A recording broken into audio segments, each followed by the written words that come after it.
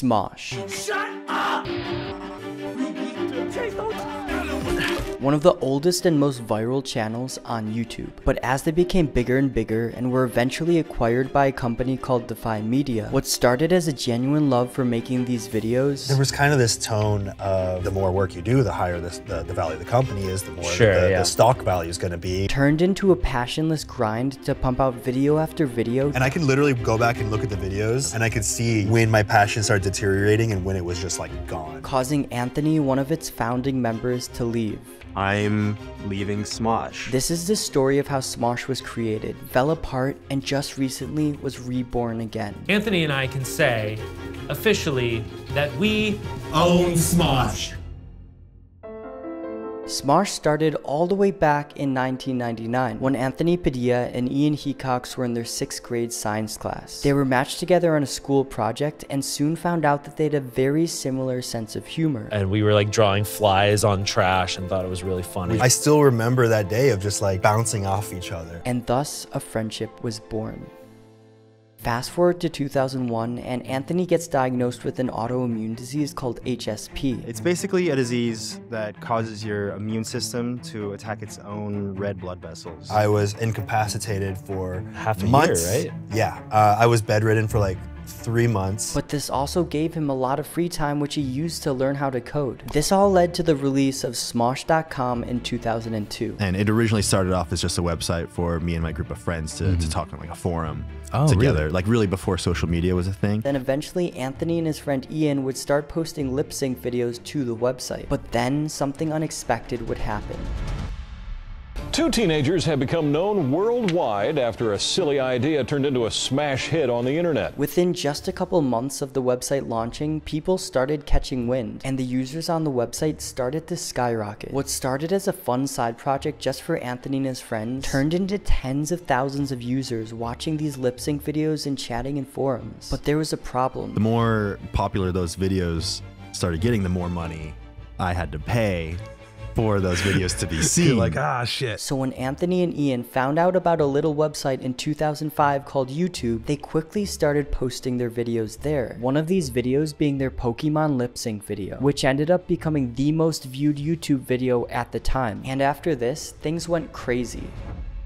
You couldn't even go a day without using your right hand. $20 says I could. They started diving into sketch comedy, and I don't know if it was because they were some of the first people posting comedy on YouTube, or if it was the chemistry of the two on camera, but these sketches got a lot of views. And in these early videos, Anthony and Ian were really just having fun, creating these funny skits about whatever came to their minds. Hey, Dr. Phil! Yeah? How do we cope with being dead? And the speed in which their channel grew is insane. Smosh soon becomes the first channel on YouTube to reach 100,000 subscribers, and then 1 million. Things were looking good. They kept posting these incredibly funny, iconic skits. And soon a company called Defy Media started catching wind of this incredibly popular YouTube channel. And that's when everything started to change. It is time once again to talk about everyone's least favorite topic, Defy Media. Collectively, us 50 had $1.7 million stolen from us. Defy Media owes me a considerable amount of money. Now before I continue with Smosh, I have to talk about Defy Media. Defy Media is what's known as an MCN, or multi-channel network, which is essentially a company that invests in YouTube channels. They put their money into these channels, help them grow bigger, and in exchange hopefully get a return on their investment. Now there's a huge controversy surrounding Defy Media, but basically this company was known to not only take advantage of YouTubers, but straight up steal money from them. And the way that YouTube worked back then is when you partnered with one of these MCNs, YouTube would send the ad revenue money to the MCN, and then the MCN would decide how much to give to the actual creator. So Defy Media took advantage of this by working with these big channels. You would have MCNs getting all this ad revenue money from checks that didn't belong to them, and then ultimately go around bragging about how much money they were earning, saying, look at how rich and successful we are. Don't you want to invest your money in us? Using this tactic, Defy Media ends up bringing in huge investments, including one for $70 million. At one point, Defy even asked us if they could delay paying us our AdSense for a month. We found out later that they kept the money to make their books look better for the investors. Anyways, just know that this is the type of company we're dealing with here. So Defy ends up buying the Smosh YouTube channel. For how much, you might be wondering? So I sold it for $0. Yeah, they paid Smosh in stock in their company. Nobody had ever sold a YouTube channel. For us, it was like, yeah, what a cool opportunity, and like getting support. And after the acquisition, Defy starts pumping their money into Smosh. Oh, do this comic book, now this live stream, now this movie, now this mobile game. All in the hopes that this would draw in more revenue. Now this isn't all bad, they did end up growing the channel. For some reason, 5 million of you have liked us enough to subscribe to our channel. Yeah, there's over 10 million of you now, which is crazy. Giving it a higher production value, hiring more staff, basically turning Smosh into a fully fledged production. And for a while it was going okay. Anthony and Ian were getting paid a nice yearly salary, and it seemed like they were living the dream, creating these fun sketch comedy videos. But behind the scenes, things were very different. As the channel started turning into more of a business, the more work you do, the higher the value of the company is, the more the stock value is going to be, and also we need to bring this money in to please the investors. Things started going downhill. Anthony and Ian's friendship started to fall apart because when you have all this pressure on you on making money, things become less about making a fun skit with your friend and more about making as many videos that appeal to as wide of an audience as possible. But the problem was the whole brand revolved around Anthony and Ian's friendship. So as the friendship was falling apart, there were a lot of repressed feelings because they didn't want it to affect the company. We would like vent to our significant others about shit between us, but we would never talk it out between ourselves. And as things got bigger and bigger, Anthony in particular started to really suffer mentally. And I felt like if we put in that work now, then we wouldn't have to do it later. Yeah, sure, I'll work 80 to 100 hours a week working on this thing without any extra pay. That destroyed my mental health, it destroyed my relationships. His passion for making these videos was just gone, and he was just going through the motions. I can look at the videos through the entire Smosh library, and I could see like when my passion started deteriorating and when it was just like gone. This all led to 2017 when Anthony finally decides to leave Smosh. I'm leaving Smosh. The comments saying you're nothing without Smosh, or Smosh is better off without you, and all these types of comments got into my head that I'm nothing without this thing that I made. This was a very dark time for Anthony. I mean, you could imagine when you have your whole identity and livelihood wrapped up into one thing, and then you have to abandon that thing, well, I'm sure it leaves you feeling pretty empty. And that's exactly what happened to Anthony. I was floundering around not knowing what I was supposed to do. And he ends up posting videos on his own personal channel. In these first videos, things were kind of all over the place. This is the worst tasting thing I've ever had in my life. I think I'm gonna be sick. But I can't! Hey, Ariana, so good to meet you. It was very clear that you were trying to find your individual creative voice. And soon he did it with his I Spent a Day with Blank series, which soon became the only kind of video he would post. In these videos, he sits down and has a conversation with anyone from popular YouTubers to people who have very controversial views on the world. But it would also be around this time that something would happen to Smosh. Somebody goes, "Have you seen the email?" Oh. And we all open up our email. They notified everybody, effective immediately, Defy Media ceasing business operations. You see, as I mentioned before, Defy Media was kind of a shady company, and in 2018, it would go out of business suddenly, without warning any of the creators it partnered with. We all don't have jobs anymore?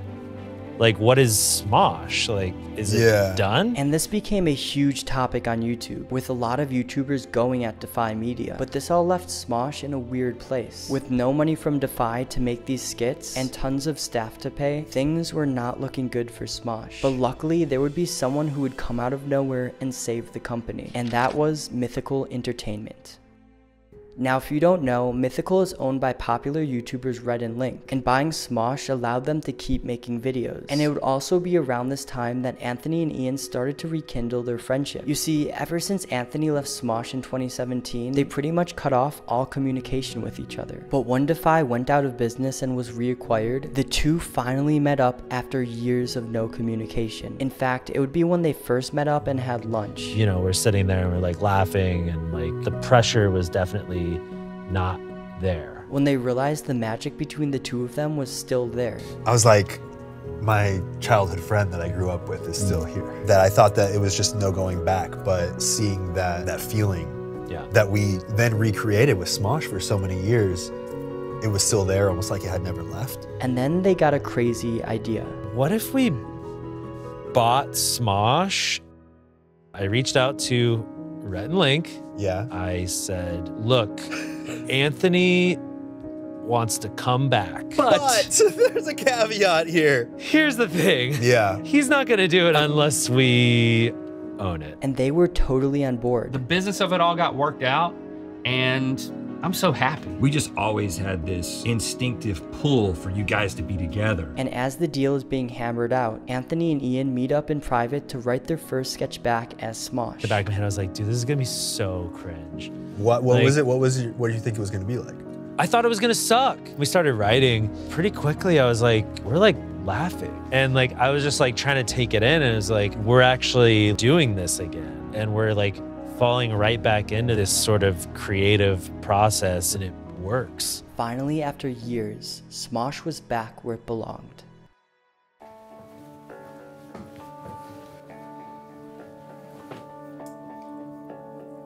So, Anthony and I can say, officially, that we Own Smosh. Now that leaves us with where they are today. The two officially own Smosh, and at the start, you could see the hype was real. Ian and Anthony, the band is back together, and they just bought Smosh. I never thought I'd see Anthony and Ian in the same room again, all this kind of thing. Because rarely does something like this happen, where two OG YouTubers are acquired by a company and then end up buying their channel back. I mean, their announcement video buying Smosh got 10 million views. Their first comedy sketch back got over 5 million views. But you could see as more and more videos were posted, the hype and the views started to die down with every upload. But I actually don't think that matters. I think them being back together is such a beautiful thing, and no matter how many views they get, I don't really think that's the point. The two started out making these videos for fun, and years later, through a mixture of luck and fate, they're doing the same thing. And this is the thing, like, even if it doesn't do well, I know that this is the right thing. I agree.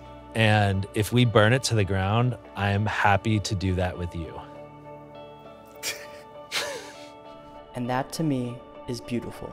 Thanks for watching. I hope you enjoyed, and you might like this video as well.